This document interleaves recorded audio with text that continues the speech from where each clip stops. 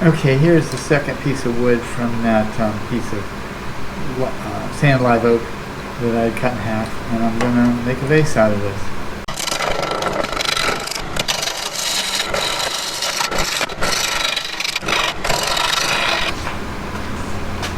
Here's a vase that I think I'm going to insert into this. So I'm going to drill a hole that's this diameter once I get finished shaping it. And it'll be this deep, and this will be there, and then you can put a live bud in there.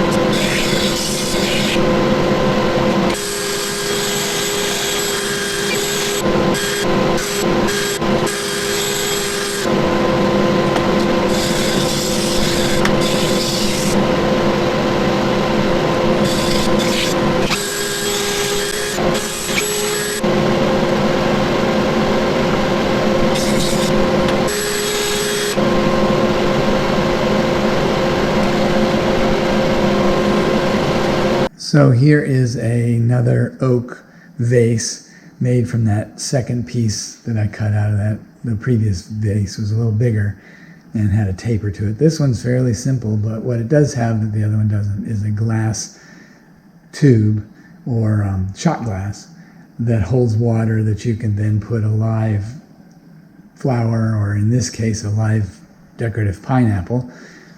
The oak, there's a little spalting.